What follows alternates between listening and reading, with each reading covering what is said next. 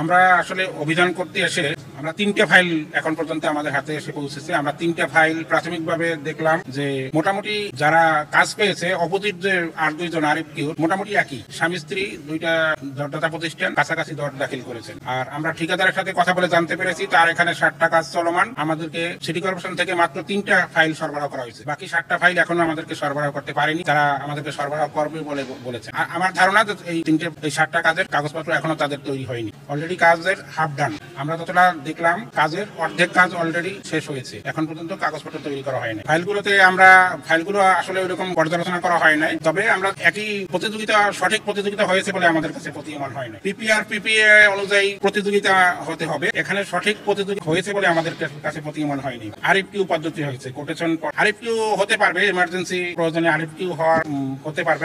Arif Q একটা method, কিন্তু কাজগুলো সেক্ষেত্রে যথেষ্ট প্রতিযোগিতা থাকতে হবে, কিন্তু এখানে প্রতিযোগিতা হয়েছে বলে আমাদের কাছে প্রাথমিকভাবে প্রতীয়মান হয় নাই। কাজগুলো 3টে ঠিকাদার, আমরা যে কাজ 3টা পেয়েছি, একটা পেয়েছে ফরিদা ইয়াসমিন, আর একটা পেয়েছে মাইশা এন্টারপ্রাইজ, আর একটা পেয়েছে নবিতান শেখ।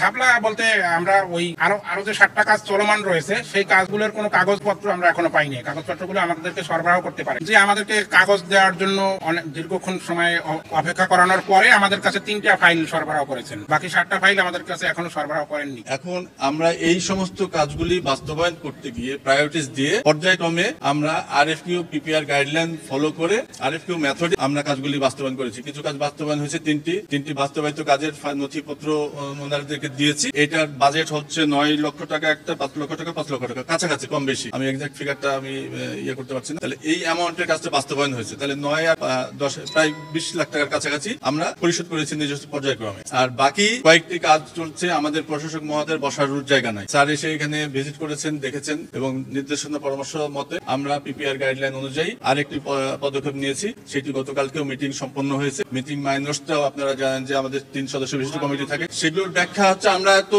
গাইডলাইন মেনে করছি। আমরা 3টি ঠিকাদারি প্রতিষ্ঠানের কাছ থেকে কোটেশন সংগ্রহ করেছি, 3টি কোটেশন সংগ্রহ করে ইভ্যালুয়েশন হয়েছে, যথাযথভাবে ইভ্যালুয়েশন সম্পন্ন হয়েছে। মিটিং মাইনসে বহি সদস্য থাকে, এই বহি সদস্যের আমরা স্বাক্ষর সংগ্রহ করে এইগুলো আমরা সরবরাহ করে দিব।